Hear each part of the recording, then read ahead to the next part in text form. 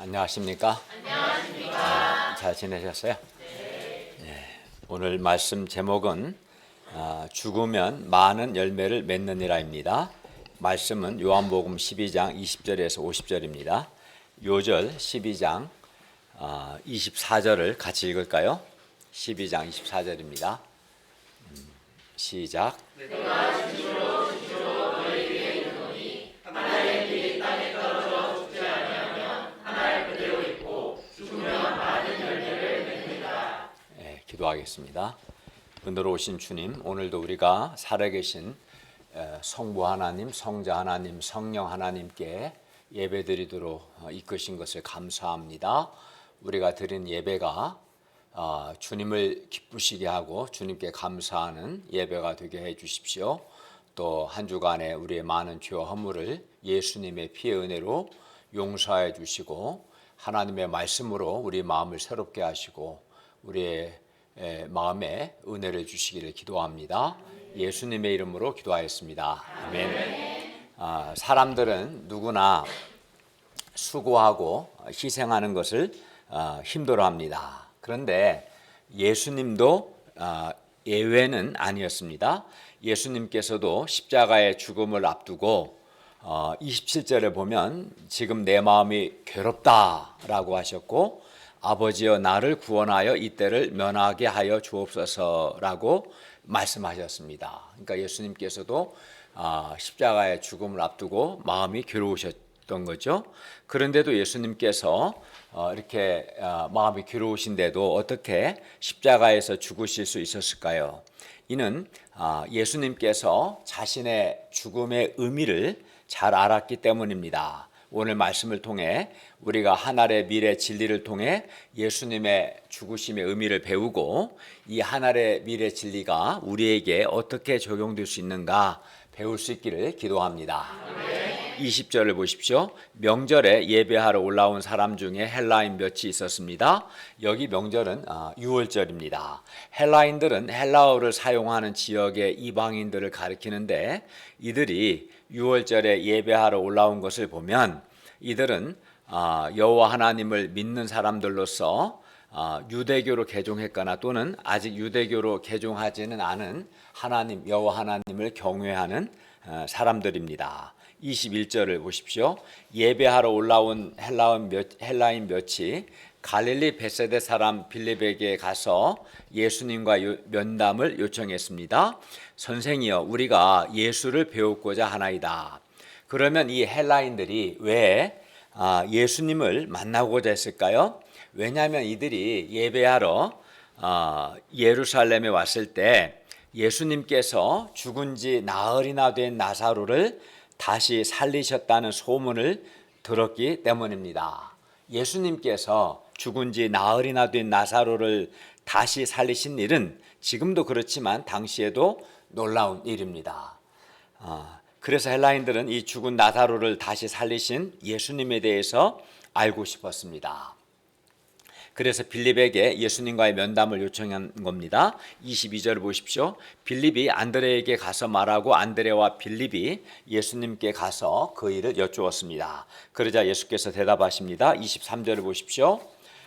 인자가 영광을 얻을 때가 왔도다. 예수님께서 지금까지는 내 때가 아직 이르지 않았다라고 여러 번 말씀하셨는데 지금은 인자가 영광을 얻을 때가 왔도다. 즉 내 때가 이르렀다 이렇게 말씀합니다. 그리고 여기서 인자는 예수님을 가리키고 인자가 영광을 얻을 때가 왔다는 것은 예수님께서 십자가에서 죽으시는 때를 가리킵니다. 인자가 영광을 얻는 때란 예수님께서 십자가에서 죽으시는 때를 가리키고요. 예수님은 자신의 죽음을 내가 십자가에서 죽을 때가 왔다 이렇게 하지 않고 인자가 영광을 얻을 때가 왔다 이렇게 자신의 죽음을 영광으로 보셨습니다. 예수님의 죽음은 십자가에 못 박혀 죽으시는 죽음이기 때문에 겉으로 보면 십자가의 죽음은 매우 수치스럽고 혐오스럽고 저주스러운 죽음입니다. 십자가에서의 죽음은 멸시의 죽음이고 가장 고통스럽고 처절한 죽음입니다. 부끄러운 죽음이죠. 수치스러운 죽음이죠. 그런데도 예수님은 이러한 자신의 죽음을 영광이라고 말씀한 거예요. 그러면 예수님께서 왜 겉보기에 십자가의 죽음은 가장 수치스럽고 저주스러운 죽음인데 왜 이 십자가에서의 죽음을 영광이라고 하신 걸까요? 왜냐하면 예수님의 죽음은 우리 죄인들을 구원하기 위한 죽음이며 예수님의 죽음은 많은 열매를 맺기 위한 죽음이었기 때문입니다.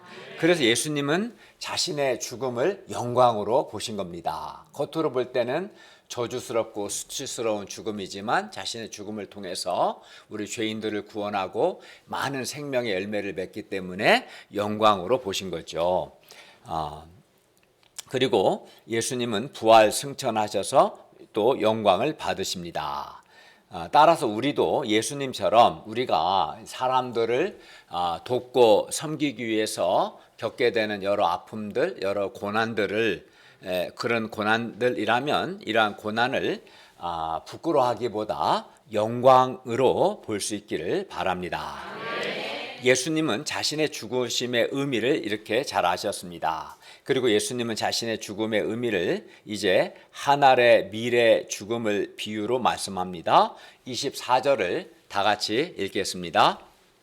시작. 내가 진실로 너희에게 이르노니 한 알의 밀이 땅에 떨어져 죽지 아니하면 한 알 그대로 있고 죽으면 많은 열매를 맺느니라. 예, 이 말씀 자체는 그렇게 어렵지 않죠. 한 알의 밀이 땅에 떨어져 죽지 아니하면 당연히 한 알 그대로 있습니다. 한 알의 밀이 땅에 떨어져 죽지 않으면 당연히 결코 열매를 맺지 못합니다. 그러나 한 알의 밀이 땅에 떨어져 죽으면 많은 열매를 맺습니다.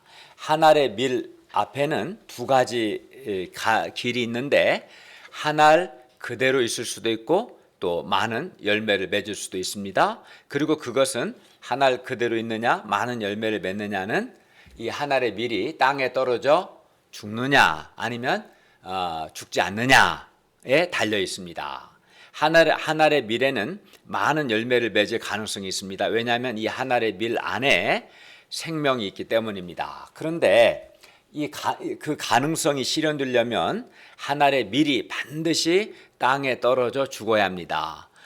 죽지 않으면 어떤 가능성도 실현되지 않습니다. 죽지 않으면 한 알 그대로 있습니다. 하지만 한 알의 밀이 땅에 떨어져 죽으면 그 밀에서 어떻게 됩니까? 싹이 나고 싹이 자라서 많은 열매를 맺게 되죠. 이제 밀이 보통 이제 씨눈과 씨젖으로 구성되어 있는데 씨젖이 분해되면서 씨눈에서 이렇게 싹이 나오지 않겠어요? 그렇게. 그래서 이제 한 알의 밀이 땅에 떨어져 죽으면 약 4개월 후에 한 알의 밀에서 한 125개 정도의 열매를 맺는다고 해요. 그리고 이 125개의 밀을 다 심으면 또 열매가 맺겠죠. 그 열매를 또 다 심으면 하나도 안 먹고 다 심으면 5년 후에는 125억 개의 열매 곧 약 한 17,000 가만이나 된다고 합니다. 그러니까 한 알의 밀이 땅에 떨어져 죽으면 5년 후에는 17,000 가만이나 되는 정말 많은 열매를 맺을 수 있습니다. 그러므로 한 알의 밀이 많은 열매를 맺기 위해서 어떻게 합니까? 한 알의 밀이 땅에 떨어져 죽어야겠죠. 그러나 한 알의 밀이 땅에 떨어져 죽지 않으면 뭐 5년이 돼도 한 알 그대로 있겠죠. 한 알의 밀이 땅에 떨어져 죽으면 처음에는 한 알로 시작했지만 나중에는 5년 후에 17,000 가만이나 되는 많은 열매를 맺을 수 있는 것이죠. 그런데 예수님께서는 그 본체가 하나님이시지만 한 알의 밀과 같이 땅에 떨어지셨어요. 곧 예수님은 하나님이시지만 사람이 되셨습니다. 이걸 우리가 성육신이라고 하죠. 그리고 예수님은 낮아지셔서 우리 인생들을 섬기시고 자기를 온전히 희생하셨습니다. 예수님은 마침내 우리 죄를 위해서 우리 대신에 십자가에서 피 흘려 죽으셨습니다. 곧 예수님은 한 알의 밀이 땅에 떨어진 것처럼 이 땅에 성육신 하셨고 하늘의 밀이 죽는 것처럼 우리를 사랑하사 우리 죄를 위해서 십자가에서 죽으셨습니다. 그리고 예수님의 죽음을 통해서 많은 사람들이 죄를 용서받고 구원받는 역사가 시작되었습니다. 예수님께서 우리 죄를 위해 우리 대신 십자가에서 죽으심으로 우리가 죄를 용서받고 구원받았습니다. 예수님께서 성육신하시고 십자가에서 죽으심으로 정말 지금까지 정말 많은 생명 열매를 맺었고 우리 자신도 그 열매 중에 일부입니다. 그런데 예수님은 내가 진실로 진실로 너희에게 이르노니 한 알의 밀이 땅에 떨어져 죽지 아니하면 한 알 그대로 있고라고 말씀하심으로써 한 알의 밀이 땅에 떨어져 죽지 않으면 어떻게 되는가에 대해서 먼저 말씀하셨습니다. 왜냐하면 사람들이 예수님이 죽지 않기를 원했기 때문입니다. 그래서 예수님이 죽지 않으면 어떻게 되는가를 먼저 말씀한 겁니다. 예수님이 죽으신다고 말씀하니 사람들이 이렇게 말했습니다. 34절을 한번 읽어볼까요?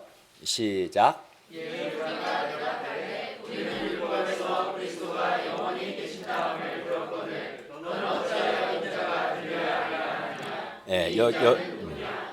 여기서 인자가 들려야 한다는 것은 예수님께서 십자가에 달려 죽으시는 것을 의미합니다. 당시 사람들은 그리스도가 죽는다는 것을 받아들이지 않았습니다. 제자들까지도 예수님이 그리스도라면 죽지 않아야 한다고 생각했습니다. 베드로를 비롯한 모든 제자들 역시 예수님께서 죽는다는 것을 받아들이지 않았습니다. 27절에 보면 예수님 자신도 십자가의 죽음을 앞두고 마음이 매우 괴로우셨고 할 수만 있으면 십자가에서 죽고 싶지 않았습니다. 그러니까 사람들도 예수님이 죽지 않기를 원했고 예수님 자신도 죽고 싶지 않으셨던 거죠.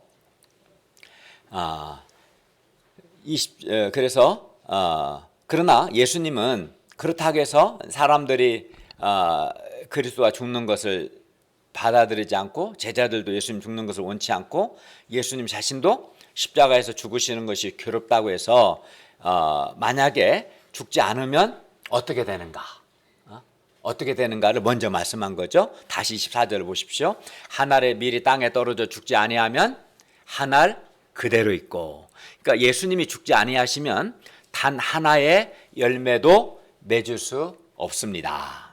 예수님은 이것을 너무나 잘 아셨기 때문에 죽고자 하신 것입니다. 본성적으로는 예수님 자신도 십자가에서 수치스럽고 저주스러운 죽음을 죽으시는 것이 너무나 괴로운 일이셨던 거죠. 그러나 그렇다고 해서 죽지 않으면 어떻게 되는가? 아무 열매도 맺지 못하고 한 알 그대로 있다는 것을 너무나 잘 아셨던 것이죠. 그런데 사람들 역시 누구나 본성적으로 죽고 싶어 하지 않습니다. 누구나 수고하고 싶지 않고 누구나 희생하고 싶지 않습니다. 그러나 한 알의 밀이 땅에 떨어져 죽지 아니하면 한 알 그대로 있는 것처럼 우리 인생도 마찬가지입니다. 수고하고 싶지 않고 희생하는 것이 싫고 힘들다고 해서 수고도 안 하고 희생도 하지 않으면 그 사람은 아무 열매가 없습니다. 그리고 자신의 인생에서 아무 열매가 없다는 것은 정말 생각해 보면 정말 비참한 것입니다. 이상을 통해 우리는 한 알의 밀이 땅에 떨어져 죽지 아니하면 한 알 그대로 있고 죽으면 많은 열매를 맺는다는 것을 배웠습니다. 그러나 그럼에도 불구하고 많은 사람들이 자기가 죽고 또 수고하고 희생하는 것에 대해서 어떻게 생각합니까? 되게 힘들어하고 슬퍼하고 두려워합니다. 그러나 한 알의 밀이 죽는 데는 많은 아픔과 희생이 있지만 이 아픔과 희생은 많은 열매를 맺기 위한 의미 있고 가치 있는 아픔이고 희생입니다. 이 한 알의 밀의 진리는 바로 예수님 자신을 가리켜 말씀하신 겁니다. 예수님은 하늘의 미래 진리를 가르치실 뿐만 아니라 친히 이를 실천하셨습니다. 그래야 예수님의 성육신과 죽으심으로 말미암아 죄로 죽었던 많은 사람들이 구원과 생명을 얻게 되었습니다. 한 분 예수님의 죽음으로 말미암아 구원 역사가 지금 이 시간에도 일어나고 있고 앞으로도 계속 일어날 것입니다. 그리고 이 하늘의 미래 진리는 예수님의 생애에 적용될 뿐만 아니라 우리에게도 그대로 적용됩니다. 우리의 인생도 하늘의 밀과 같습니다. 우리는 누구나 하나님께서 주신 한 생명이 있고 그렇기 때문에 누구나 많은 열매를 맺을 가능성이 있습니다. 소망이 얼굴에 안 보이네. 자리 조정 좀 해주세요. 백미도 목사님. 누구나 한 생명이 있죠. 여기 가운데 우리 다윗에게도 한 생명이 있고 이다윗 형제님이 많은 열매를 맺을 수도 있고 그대로 있을 수도 있고 누구에게나 공평합니다. 누구에게나 한 생명이 있고 많은 열매를 맺을 가능성이 있습니다. 그런데 우리가 예수님을 본받아서 주님과 복음 역사를 위해서 수고하고 우리 자신을 희생할 때 우리는 많은 열매를 맺을 수 있습니다. 그러나 사람들은 많은 열매를 맺기 원하면서도 막상 수고하고 자기 희생하는 것은 싫어합니다. 그러나 사람이 수고하지도 않고 희생하지도 않으면 어떻게 될까요? 25, 26절은 하늘의 미래 진리가 예수님을 따르는 자에게 구체적으로 어떻게 적용되는가를 가르쳐 줍니다. 24절에서 하늘의 밀이 땅에 떨어져 죽지 아니하는 것은 25절에서 자기의 생명을 사랑하는 것을 가리키고요. 24절에서 하늘의 밀이 땅에 떨어져 죽는 것은 25절에서 자기 생명을 미워하는 것과 같은 겁니다. 25절 상반절을 보십시오. 자기의 생명을 사랑하는 자는 잃어버릴 것이요. 여기서 자기의 생명을 사랑한다는 것은 자기 영광, 자기 유익을 구하는 것이고 자기를 추구하는 것이고 자기 중심적인 삶을 사는 것을 가리킵니다.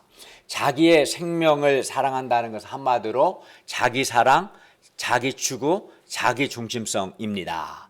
그리고 이러한 요소는 누구에게나 다 있습니다. 하지만 이런 사람은 이렇게 자기의 생명을 사랑하는 자기 유익만을 구하고 자기를 추구하고 자기 중심적인 삶을 살게 되면 어떻게 될까요? 열매를 맺지 못하고 결국 그의 생명도 잃어버린다고 말씀합니다. 자기 생명을 사랑하지만 그 생명이 영원합니까? 그 생명은 시간이 흐르면 결국은 늙고 병들고 결국은 죽습니다. 사람이 자기 생명을 사랑하는 것은 자기를 잃지 않기 위함인데 자기 생명을 사랑하는 자는 역설적으로 도리어 그 자기 생명을 잃어버립니다. 자기 생명을 잃고 그때 자기가 얻은 모든 것들도 같이 잃어버리게 되는 것이죠. 하늘의 밀이 땅에 떨어져 죽지 않을 때 그 밀은 2, 3년이 지나면 수분이 없어져서 이제 밀도 발화율이 떨어집니다. 그러면 나중에는 더 시간이 지나면 발화 자체가 되지 않아요. 싹이 안 나는 거죠. 밀이 말라버립니다. 그런데 사람도 마찬가지입니다. 사람이 주님과 복음 역사를 위해서 수고하고 희생하지 않을 때 열매를 당연히 맺지 못하죠. 그건 물론이고 나중에는 하나님이 주신 한 생명, 건강, 물질, 열매 맺을 수 있는 가능성마저 다 나중에는 잃어버리고 그 인생이 아무 열매도 없이 비참하게 끝나고 맙니다. 생명을 잃음과 동시에 그렇죠. 시간이 지나면 늙고 병들고 언젠가는 생명을 잃고 또 생명을 잃게 될 때 그가 이 땅에서 얻었던 모든 것도 다 같이 잃어버리게 됩니다. 그리고 무엇보다 심각한 것은 영생을 얻지 못합니다. 그 사람은 열매도 없고 영생도 얻지 못합니다. 그리하여 이러한 사람은 정말 비참하게 되는 것이고 돌이킬 수 없는 완전한 절망에 이르게 됩니다. 다 얻은 것 자기를 사랑해서 자기 생명을 사랑해서 자기를 추구하고 자기 유익을 구하고 자기 중심적인 삶을 살아서 돈도 많이 벌고 성취도 하고 다 얻은 것 같았는데 시간이 지나면서 늙고 병들고 자기 생명을 잃고 생명과 함께 얻었던 모든 것도 잃고 더 결정적으로는 영생을 얻지 못하는 거예요. 얼마나 비참하겠어요. 반면 이 세상에서 자기 생명을 미워하는 자는 영생하도록 보존됩니다. 즉 이 사람은 영생을 얻습니다. 25절 하반절을 보십시오. 이 세상에서 자기의 생명을 미워하는 자는 영생하도록 보존하리라. 여기서 자기 생명을 미워한다는 것은 문자 그대로 자기를 미워한다는 것이 아니라 여기서 자기 생명을 미워한다는 것은 자기를 부인하는 것, 자기를 희생하는 것을 의미합니다. 예를 들면 자기 영광, 자기 유익을 구하는 마음을 부인하는 것이고 자존심을 버리는 것이고 자기 중심적이고 이기적인 삶을 부인하는 것을 의미합니다. 대신 예수님을 섬기고 하나님께서 맡겨주신 사명의 십자가를 감당하기 위해서 수고하고 자기를 희생하는 것, 이게 자기의 생명을 미워하는 것이죠. 생명 구원 역사를 위해서 자기에게 있는 물질이나 시간이나 건강, 재능, 생명 등을 적극적으로 하나님께 드리고 사용하는 것이 자기 생명을 미워하는 겁니다. 그러면 어떻게 우리가 자기 생명을 미워할 수 있습니까? 사람은 본성적으로 자기 생명을 사랑하는, 자기 유익을 구하고 자기를 추구하고 자기 중심적인 삶을 살고자 하는 욕망이 강합니다. 반면 자기를 부인하는 것을 싫어합니다. 그런데 우리가 어떻게 그럼에도 불구하고 자기 생명을 미워할 수 있을까요? 우리가 영생을 사모할 때 자기 생명을 미워할 수 있습니다. 우리 본문에는 그냥 생명이라고 되어 있지만요, 25절에 보면 이 생명이라는 단어는 푸시케입니다. 푸시케는 헬라어로 그냥 육체의 생명을 가리켜요. 그리고 영생이라는 단어는 조회라는 단어예요. 달라요. 그래서 영생을 사모할 때 육체의 생명을 미워할 수 있습니다. 육체의 생명은 한계적이죠. 영생이 없는 사람은 죽은 후에 심판을 받습니다. 그렇기 때문에 영생을 얻어야죠. 영생을 얻기 위해서 영생에 대한 사모가 클 때 자기 생명에 대한 미움을 가능하게 합니다. 내가 영생을 얻기 위해서 육체의 생명을 포기할 수 있는 것이죠. 그리하여 자기 생명을 미워하는 자는 도리어 자기 생명을 잃어버리는 것이 아니라 영생하도록 보존됩니다. 자기 생명을 미워하는 사람, 곧 자기를 부인하고 주님을 위해 수고하고 희생하는 사람은 영생을 얻고 또 많은 열매를 맺습니다. 그러므로 자기 생명을 미워하는 것, 즉 자기를 부인하고 주님을 위해 수고하고 희생하는 것이 주님께서 주시는 영생도 얻고 많은 열매를 맺는 지혜로운 길입니다. 그래서 이것을 아는 사람은 예수님을 섬기려고 하는 것이죠. 그러니까 내가 자기 생명을, 내 육체의 생명을 사랑해서 자기 추구하고 자기 중심적인 삶을 살면 결국은 열매가 하나도 없고 정말 얻어야 할 영생을 얻지 못하고 비참하게 되죠. 반면 내가 주님을 위해서 수고하고 희생하는 삶을, 자기 생명을 미워하는 삶을 살면 많은 열매도 맺고 영생을 얻고 또 뒤에 보면 하나님이 귀하게 여기시는 그런 삶을 산다는 것을 알기 때문에 하늘에 미리 땅에 떨어져 죽는 삶, 자기 생명을 미워하는 삶을 살고자 하는 것이죠. 그러니까 하늘에 미리 땅에 떨어져 죽는 것은 자기 생명을 미워하는 것이고, 이건 또 예수님을 섬기는, 또 예수님을 위해서 수고하고 희생하는 삶을 사는 것을 의미합니다. 그런데 사람이 예수님을 섬기려면 당연히 예수님을 따르고 예수님이 있는 곳에 예수님을 섬기는 사람 역시 있어야 합니다. 26절을 다 같이 읽겠습니다. 시작. 사람이 나를 섬기려면 나를 따르라. 나 있는 곳에 나를 섬기는 자도 거기 있으리니 사람이 나를 섬기면 내 아버지께서 그를 귀히 여기시리라. 그런데 예수님은 아무든지 나를 따라오려거든 자기를 부인하고 자기 십자가를 지고 나를 따라야 한다고 말씀하셨습니다. 그래서 진정으로 예수님을 섬기는 사람이라면 예수님께서 가신 그 길을 그 사람도 가야 합니다. 즉 예수님의 생활 방식을 본받아야 합니다. 그래야면 그는 예수님이 계신 곳에 있게 됩니다. 예수님이 고난받는 그곳에 그 예수님을 섬기는 그 사람도, 예수님을 따르는 그 사람도 있게 되죠. 사람이 나를 섬기려면 나를 따르라. 나 있는 곳에 나를 섬기는 자도 거기 있으리니. 그리고 이렇게 할 때 하나님께서 그러한 사람, 예수님을 섬기는 사람, 예수님을 따르는 사람을 귀하게 여기십니다. 26절 하반절은 말씀합니다. 사람이 나를 섬기면 내 아버지께서 그를 귀히 여기시리라. 예수님을 섬기기 위해서 예수님을 따르는 사람을 하나님께서 매우 귀하게 여기십니다. 우리가 이 세상에서 우리 생명을 미워하다 보면, 즉 자기를 부인하고 또 수고하고 희생하다 보면 이 영적인 것을 모르는 사람들에게 무시받기도 하고 무엇보다 손해보고 자기를 잃는 것 같습니다. 그러나 오늘 말씀을 보면 이렇게 자기 생명을 미워하는 삶을 살면 사실은 많은 열매를 맺게 됩니다. 또 하나님께서 우리를 귀하게 여기십니다. 영생하도록 보존됩니다. 따라서 지금 좀 힘들더라도 우리가 예수님을 따르고 주님과 복음 역사를 위해서 수고하고 희생하는 삶, 즉 자기 생명을 미워하는 삶, 하늘의 비리 땅에 떨어져 죽는 삶을 살 수 있기를 바랍니다. 사람이 자기를 희생한다는 것은 정말 힘든 일입니다. 어떤 아버지가 젊은 날 가족을 제대로 돌보지 않고 자기가 하고 싶은 대로 할 수 있습니다. 그러나 그렇게 하면 나중에 자녀들로부터 존경과 사랑을 받지 못하고 왕따가 됩니다. 어떤 사람은 믿음이 없어 말씀을 믿지 않아서 자신을 하나님께 드리기를 결단하지 못하고 계속 몇 년째 주저합니다. 그런 사람은 결국은 아무런 열매도 맺지 못하고 시간이 흐르면 그나마 열매 맺을 가능성마저 잃어버리게 됩니다. 참으로 한 알의 밀이 땅에 떨어져 죽지 아니하면 한 알 그대로 있습니다. 한 알의 밀이 땅에 떨어져 죽지 않는데 어떻게 열매를 맺을 수 있겠습니까? 어떻게 영생하도록 보존될 수 있겠습니까? 한 알 그대로 있습니다. 그러나 죽으면 많은 열매를 맺습니다.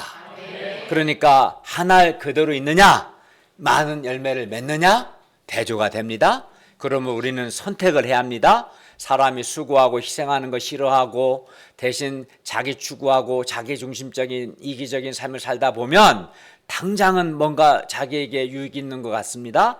그러나 결국은 인생의 열매도 없고 자기 생명도 잃어버리고 또 생명 잃을 때 얻었던 모든 것도 같이 잃어버리고 그리하여 그 사람의 인생은 정말 비참하게 됩니다.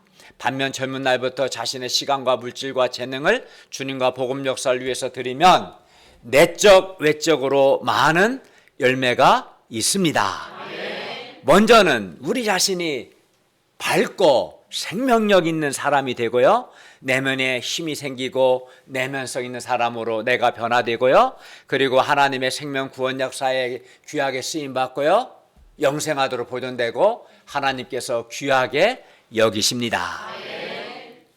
그러므로 우리는 결단해야 합니다. 우리는 내가 무엇을 위해 살아야 하는가, 이 하나뿐인 인생을, 하나뿐인 내 생명을 어디에다가 투자해야 하는가 깊이 생각하고 결단해야 합니다. 하나님이 귀하게 쓰신 사람들은 하나같이 자기 인생을 주님과 복음 역사를 위해 드리기로 결단했습니다.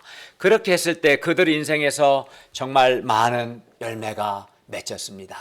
내면이 밝아지고 생명력 있게 되고 하나님의 은혜와 도우심을 많이 체험하고 하나님께 귀하게 쓰임받고 많은 사람들을 섬기는 많은 열매를 맺게 되었습니다. 그리고 하나님께서 그런 사람을 귀하게 여기십니다. 따라서 우리도 우리 중앙대 학생들과 숙대 캠퍼스에, 중앙대와 숙대 캠퍼스에 떨어져 죽음으로 죽는다는 게 정말 문자적인 게 아니라 우리가 수고하고 섬기고 희생하는 거죠. 그렇게 함으로써 많은 생명의 열매를 맺을 수 있기를 기도합니다. 특히 캠퍼스 전도, 예배 초청, 또 1:1 성경 공부를 위해서 수고하고 우리 자신을 희생할 수 있기를 기도합니다. 그것이 우리 시대에 우리가 한 알의 밀이 땅에 떨어져 죽는 삶입니다. 또 우리가 한 사람의 구원을 위해서 기도하고 또 수고하고 많이 섬길 수 있기를 바랍니다. 그런데 27절을 보면 십자가의 죽음을 눈앞에 두고 계시는 예수님의 마음은 몹시 힘드셨습니다. 예수님은 너무나 힘드셔서 지금 내 마음이 괴로우니 무슨 말을 하리요? 아버지여 나를 구원하여 이 때를 면하게 하여 주옵소서라고 기도하셨습니다. 그만큼 이 십자가의 죽으심 또 한 알의 밀이 땅에 떨어져 죽는 것이 예수님에게 매우 괴로운 일이었습니다. 예수님이 쉬운 게 아니에요. 예수님 쉬워서 그냥 팍팍팍 자기 낮아지고 수고하시고 죽으신 게 아니죠. 하나님이신 예수님도 힘든 거예요. 한 알의 밀이 땅에 떨어져 죽는 것, 자기 생명을 미워하는 것, 수고하는 것, 희생하는 것은 예수님께도 매우 괴로운 일이셨고 힘든 일이셨던 거예요. 그러니까 우리가 힘든 건 너무나 당연한 거였죠, 사실은. 그러나 예수님은 죽는 것이 괴롭고 힘들다고 해서 회피하지는 않으셨습니다. 예수님은 하나님의 뜻에 순종하기 위해서 치열한 기도의 싸움을 싸우셨습니다. 27절 하반절 28절 상반절 보십시오. 그러나 내가 이를 위하여 이때에 왔습니다. 아버지여 아버지의 이름을 영광스럽게 하옵소서. 간절히 치열한 기도에 투쟁을 하셨습니다. 누가복음을 보면 이때 예수님께서 힘쓰고 애써 더욱 간절히 기도하시니 땀이 땅에 떨어지는 핏방울같이 되더라라고 했습니다. 십자가의 죽음은 누구에게나 괴로운 일이고 힘든 일입니다. 자존심을 꺾는 것도 힘든 일입니다. 수고하는 거 힘든 일입니다. 손해무는 힘듭니다. 자연적으로 안 되죠. 그러나 예수님 어떻게 하셨습니까? 힘써 기도하셨죠. 치열하게 기도하셨죠. 간절히 기도하셨죠. 그렇게 했을 때 하나님께서 소원을 주시고 힘을 주셔서 십자가 죽음을 죽으시고 많은 열매를 맺을 수 있었습니다. 그래서 우리가 수고와 희생한 우리도 마찬가지 힘든 거죠. 이때 우리가 예수님을 본받아서 기도해야 합니다. 이때 하나님이여 제가 하늘에 썩는 죽는 미랄의 인생을 살게 해주십시오. 제가 자존심을 꺾고 자기중심성을 꺾고 주님을 배우게 해주십시오. 한 사람의 구원을 위해서 수고하고 섬기는 삶을 살게 해주십시오. 간절히 기도해야 합니다. 예수님은 하나님 앞에서 간절히 기도하시면서 십자가의 죽으심을 받아들이셨습니다. 한 알에 죽는 밀이 되고자 결단하셨습니다. 그리고 예수님은 자신의 죽음만을 보시지 않고 이제 자신의 죽음 후에 맺게 될 많은 열매를 보시고 그 열매들로 인해 희망이 가득하셨습니다. 28절을 보면 예수님이 십자가에 죽으실 때 하나님 아버지의 이름이 영광스럽게 될 희망, 또 31절을 보면 예수님이 하늘에 죽는 미랄이 되어 십자가에 죽으실 때 이 세상 임금 곧 사탄이 쫓겨날 희망, 32절을 보면 무엇보다 모든 사람을 예수님께로 이끌 구원할 그런 희망을 보셨습니다. 그렇기 때문에 우리도 이 희망을 봐야 합니다. 우리도 수고하고 자기를 희생하고자 할 때 마음이 힘듭니다. 괴롭습니다. 꼭 이렇게까지 해야 하는가? 별별 생각이 다 듭니다. 또 예를 들어 꼭 캠퍼스에 전도해야 하나? 꼭 말씀 공부해야 하나? 중보기도를 해야 하는가? 또 내가 이렇게까지 낮아지고 섬기고 사랑에 수고하고 희생해야 하는가? 별별 생각이 다 들 수 있습니다. 그러나 그 희생 후에 맺게 될 그 열매들, 그 희망을 바라보고 기도할 수 있기를 바랍니다. 한 알의 밀이 땅에 떨어져 죽지 아니하면 한 알 그대로 있고 죽으면 많은 열매를 맺는다는 것을 우리는 꼭 기억해야 합니다. 어떤 분은 자기와 자기 가족을 위해서는 시간이나 돈 쓰는 것을 전혀 아까워하지 않는데 주님과 복음 역사를 위해서 예수님을 위해서 시간과 돈 쓰는 것은 아까워하는 것을 봅니다. 자기와 자기 가족에게는 굉장히 풍성한데 하나님께는 굉장히 인색합니다. 그래야 이런 사람은 자기를 위해서 예를 들어 자기 공부하고 게임하고 친구들과 놀러 다니는 것 등 자기를 위해서 시간과 돈 쓰는 것은 아까워하지 않는데 하나님의 생명 구원 역사를 위해서 캠퍼스 전도와 1:1과 동역자들과 양들을 섬기는 사랑의 수고에 시간과 돈 쓰는 것은 힘들어합니다.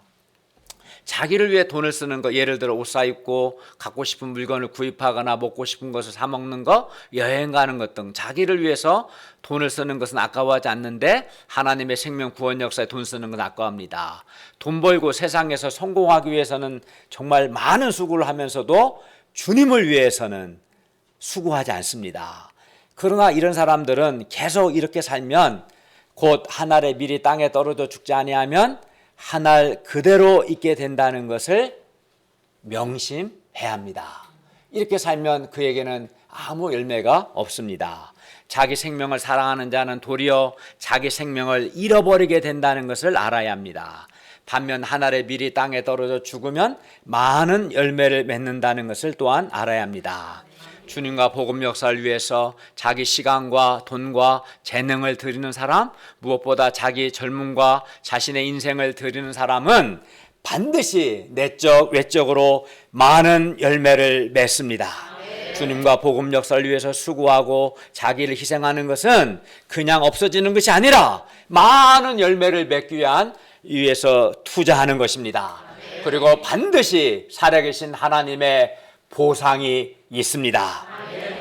이 세상에서 자기 생명을 미워하는 자는 영생하도록 보존되고 많은 열매를 맺으며 살아계신 하나님께서 그 사람을 매우 귀하게 여기십니다. 그러나 자기 생명을 사랑하는 자를 주께서 왜 귀하게 여기겠습니까? 그 사람은 열매도 없고 귀하게 여김 받지도 못하고 그 있던 자기 생명도 잃어버리고 그 자기 생명을 잃어버릴 때 그가 이 땅에서 얻었던 모든 것도 같이 잃어버릴 겁니다. 우리가 예수님을 본받고자 할 때 우리에게도 예수님과 같은 희망이 있습니다. 우리의 수고와 희생을 통해서 살아계신 하나님의 이름이 영광스럽게 될 희망이 있고요, 나의 수고와 희생을 통해서 많은 생명의 열매를 맺게 될 희망이 우리에게도 있습니다. 우리가 이러한 희망 가운데 캠퍼스 전도와 예배 초청과 일대 성경부와 중보기도에 헌신할 수 있기를 기도합니다. 또 동역자들과 형제 자매들을 위해서 사랑의 수고를 또 하고 희생을 할 수 있기를 바랍니다. 수고와 희생 후에 있게 될 그 열매를 바라볼 수 있기를 바랍니다.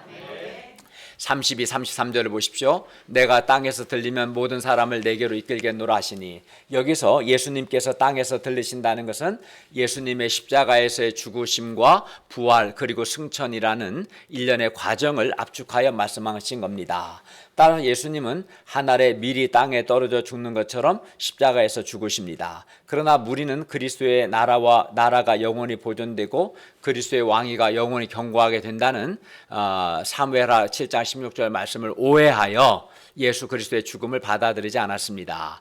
35, 36절을 보십시오. 예수님은 세상의 빛이십니다. 그러므로 예수님께서 십자가에 죽으시기 전 예수님께서 그들 중에 아직 잠시 계시는 동안 그들은 세상의 빛이신 예수님을 믿어야 합니다. 그래야 하면 그들이 어둠에 붙잡히지 않고 빛의 아들이 됩니다. 세상의 빛이신 예수님을 믿지 않으면 여러 어둠에 붙잡힙니다. 미움에, 정욕에, 교만에, 시기심에, 여러 어둠에 붙잡히고 결국은 심판을 받습니다. 그러므로 우리는 지금 기회가 있을 때 세상의 빛이신 예수님을 믿음으로 어둠에 붙잡히지 않을 뿐만 아니라 빛의 아들이 될 수 있기를 바랍니다. 37절을 보십시오. 예수님은 많은 표적을 사람들 앞에서 행하셨으나 사람들은 예수님을 믿지 않았습니다. 사람들은 표적, 기적을 보면 믿겠다고 말하지만 기적은 사람들로 하여금 예수님의 정체성과 예수님의 말씀이 사실임을 확인시켜주는 역할을 하지만 그 표적 자체가 믿음을 갖게 하지는 못합니다. 내 마음이 완고하면 죽은 자를 다시 살리는 표적을 봐도 믿지 않습니다. 그러나 내가 믿으려고 하면 아무 표적이 없어도 믿는 겁니다. 그러니까 믿음은 마음의 문제지 표적의 문제는 아닙니다. 38절부터 40절을 보십시오. 요한복음의 저자 사도 요한은 구약 이사야 53장 1절과 이사야 6장 10절 말씀을 인용하여 백성들의 불신앙을 이사야서 예언의 말씀의 성취로 해석합니다. 그렇다면 그들이 지금 표적을 보고도 그들이 믿지 못하는 이유가 뭡니까? 하나님이 그들의 눈을 멀게 하시고 그들의 마음을 완고하게 하셨기 때문입니다. 그런데 이것을 오해하면 안 됩니다. 하나님께서 처음부터 그들의 눈을 멀게 하시고 그들의 마음을 완고하게 하시는 것이 아닙니다. 백성들이 회개를 촉구하는 선지자들의 메시지를 반복해서 거부했기 때문에, 성경 선생 목자들의 성경 공부와 메시지를 반복해서 거부했기 때문에 하나님께서 그들의 눈을 멀게 하시고 그들의 마음을 완고하게 하시는 심판을 행하신 것입니다. 마찬가지로 예수님은 유대인들에게 표적들과 말씀들을 통해서 믿음을 갖도록 반복해서 촉구하셨으나 그들이 믿기를 계속 거부하면 하나님은 그들을 심판하셔서 이제는 믿을 수 있는 능력을 빼앗아 버리십니다. 그러므로 우리가 예수님이 행하신 많은 표적들과 예수님의 말씀을 통해서 예수님을 믿어야 합니다. 우리가 믿는 것을 계속 거부하면 거부할수록 하나님의 심판을 받아 더욱 우리의 영적인 눈이 멀게 되고 우리의 마음이 완고하게 되어 나중에는 예수님 믿는 것이 불가능하게 됩니다. 계속 거부하면 심판을 받아서 영적인 눈이 멀어지고 마음이 완고해져서 그때는 믿는 것 자체가 불가능하게 되는 거죠. 그렇기 때문에 지금 기회가 있을 때 예수님을 믿어야 합니다. 41절을 보십시오. 이사야 선지자가 이렇게 말한 것은 그 이사야 53장 1절과 6장 10절 말씀을 한 것은 그가 장차 오실 예수 그리스도의 영광을 미리 보고 주를 가리켜 말한 것입니다. 그러니까 이사야 선지자도 장차 오실 그리스도를 바라본 거죠. 42, 43절을 보십시오. 그러나 관리 중에도 예수님을 믿는 자가 많되 바리새인들 때문에 드러나게 말하지 못했는데 이는 그들 관리들이 출교를 당할까 두려워했기 때문입니다. 그리고 이는 그들이 사람의 영광을 하나님의 영광보다 더 사랑했기 때문입니다. 그러나 우리는 사람의 영광, 즉 사람의 인정과 칭찬보다 하나님의 영광, 곧 하나님의 인정과 칭찬을 더 사랑해야 합니다. 그래야 비록 우리에게 불이익이 있을지라도 우리가 예수님을 믿는 우리의 신앙을 분명하게 드러낼 수 있습니다. 44절에서 50절은 예수님의 마지막 권고입니다. 13장부터는 예수님께서 이제 더 이상 무리들에게 말씀하지 않고 제자들에게 집중하시기 때문에 12장까지가 무리에게 하시는 예수님의 마지막 권면입니다. 44, 45절을 보십시오. 예수님은 자신을 믿는 사람은 예수님을 보내신 하나님을 믿는 것이며 자신을 보는 사람은 곧 하나님을 보는 것이라고 말씀합니다. 46, 47절을 보십시오. 예수님은 자신이 빛으로 세상에 왔다고 말씀합니다. 그래야 예수님을 믿는 사람은 어둠에 거하지 않습니다. 예수님이 오신 것은 세상을 심판하려는 것이 아니요 세상을 구원하려는 것입니다. 48절에서 50절을 보십시오. 그러나 예수님을 저버리고 예수님의 말씀을 받지 아니하면 마지막 날에 심판을 받습니다. 왜냐하면 예수님께서 자의로 말한 것이 아니요 예수님을 보내신 하나님 아버지께서 예수님께 말할 것과 이를 것을 친히 명령하여 주셨기 때문입니다. 그러니까 예수님을 저버리고 예수님의 말씀을 받지 않는 것은 하나님을 저버리고 하나님의 말씀을 받지 않는 것이죠. 50절을 보십시오. 예수님은 하나님 아버지의 명령이 영생인 줄 알았기 때문에 예수님은 하나님 아버지께서 예수님께 말씀하신 그대로 다 말씀하셨습니다. 따라서 예수님과 예수님의 말씀에 대한 반응이 마지막 날 구원과 심판의 시금석 기준이 됩니다. 사람이 예수님과 예수님의 말씀을 듣고 받아들이면 구원과 영생을 얻고, 반면 예수님과 예수님의 말씀을 저버리고 받지 아니하면 마지막 날에 심판을 받습니다. 예수님과 예수님의 말씀이 구원과 심판의 기준이 됩니다. 그러므로 우리가 세상에 빛이신 예수님을 믿고 예수님의 말씀을 순종함으로 지금 바로 여기서부터 구원과 영생을 얻고 누릴 수 있기를 바랍니다. 결론입니다. 예수님은 한 알의 밀이 땅에 떨어져 죽는 것처럼 성육신하시고 십자가에서 죽으심으로 많은 열매를 맺으셨습니다. 우리도 그 열매입니다. 그런데 우리도 예수님처럼 한 알의 밀이 땅에 떨어져 죽는 것처럼 자기 생명을 미워하는 삶, 즉 자기를 부인하고 수고하고 희생하는 삶을 삶으로 많은 열매를 맺을 수도 있고, 자기 생명을 사랑하는 삶, 곧 자기 추구하고 자기 중심적이고 이기적인 삶을 삶으로 열매를 맺지 못할 뿐만 아니라 늙고 병들고 언젠가는 자기 생명을 잃어버립니다. 그러므로 우리가 예수님을 본받아서 주님과 동역자들과 양들을 섬기기 위해 수고하고 희생하는 삶을 삶으로 많은 열매를 맺고 지금 여기서부터 영생을 누릴 수 있기를 기도합니다. 우리가 예수님을 본받아 중앙대 숙대 캠퍼스 땅에 떨어져 죽음으로 많은 열매를 맺을 수 있기를 기도합니다. 기도하겠습니다. 은혜로우신 주님, 예수님께서 십자가에서 수치스럽고 혐오스러운 죽음을 죽으시는 것이 매우 괴로운 일이셨지만 예수님의 죽으심을 통해서 많은 사람들이 죄 용서받고 구원받게 될 그 많은 열매를 바라보시고 기도하심으로 하늘의 땅에 떨어 죽는 밀과 같이 성육신하시고 죽으심을 통해서 많은 사람을 구원하신 것을 감사하고 우리가 그 열매인 것을 감사합니다. 우리도 이제 이 예수님을 본받아서 주님을 섬기기 위해서 또 사람들을 돕고 섬기기 위해서 자기를 부인하고 또 수고하고 희생하는 삶을 살아서 내적 외적으로 많은 열매를 맺고 또 현재적으로 영생을 누리고 또 하나님께 귀하게 여김 받는 자가 되고 또 하나님의 보상받는 삶을 살게 하여 주시옵소서. 인생의 끝을 생각함으로써 열매도 없이 또 생명을 잃어버리는 비참한 삶이 되지 않고 많은 열매 맺을 희망을 바라보고 힘써 예수님을 배울 수 있도록 도와주시옵소서. 예수님의 이름으로 기도하였습니다. 아멘.